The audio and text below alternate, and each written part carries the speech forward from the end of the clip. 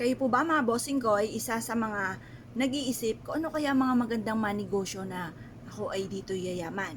Masasabi ko lang po mga bossing, syempre lahat po ng negosyo hindi natin mas malaman kung kayo po ay diyan yayaman o kayo ay malulugi. Yan po ay parang sugal. Ngayon po mga bossing, pero once na meron ka mga ganitong mga pamamaraan, masigit ka na makaka-attract ng swerte. Bukod sa sipag at tiyaga at pananalig sa mahal na Panginoon, kung ikaw po ay laging wala na lang pong pera, mainam na meron kang ganito, upang sa ganon, instead na lagi kang walang pera, marireverse ang maaaring maganap. Maaaring instead na walang pera ay puro maraming pera naman ang dumating mga bossing. Proven po ito na napakaswerte basta't may 100% kang sa paniniwala ng mga gatong mga pamamaraan. Ngayon pa mga bossing, kung halimbawa naman parang napakailap na swerte, ang tagal-tagal mo na nag-apply ng trabaho pero hanggang ngayon hindi ka pa rin matanggap. Kailangan nyo rin po ng mga ganito para matanggap po kayo. Or kung naman ang mga pagsubok yung pinagdadaanan ay mainam na magawa nyo po ito upang sa ganon yan po ay magbabay ka na sa mga pagsubok. Basta mga bossing ko, i-release nyo lagi kung ano yung nagpapabigat ng inyong kalooban. Kasi ako po mga bossing, pinagdaanan ko po yan. Ako po dati-dati mga bossing ko ay kinikimkim ko ang mga sama ng loob, mga problema.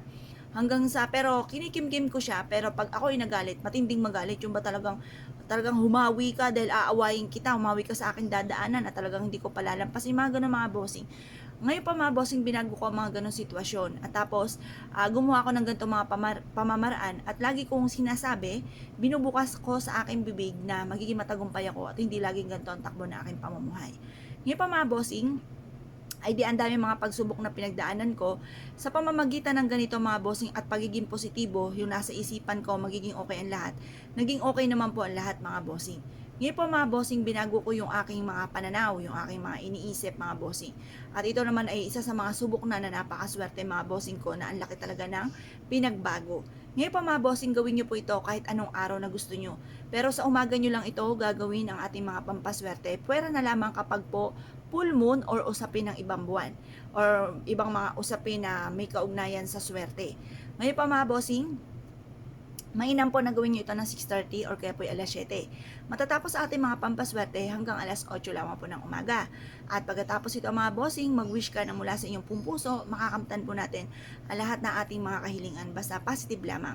Ngayon po mga bossing, kung kayo po naniwala at nais po itong gawin mga bossing, asya mga bossing, good luck po sa inyo po lahat. Ngayon po mga bossing, bago ko po makalimutan, mas mainam po mga bossing ko, kapag ginawa nyo po ito, ayan, pininish na po natin kaagad mga bossing. Mas mainam po na ilagay po natin ito sa ating pong pitaka.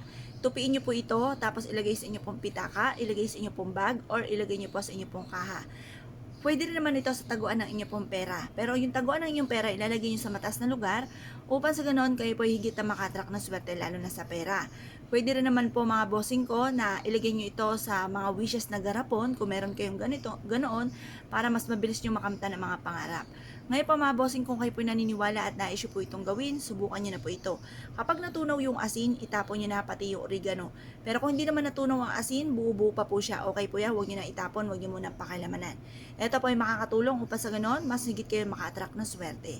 Kaya kung kayo po gagawa ng ganito mga pamamaraan, good luck po sa inyo po lahat.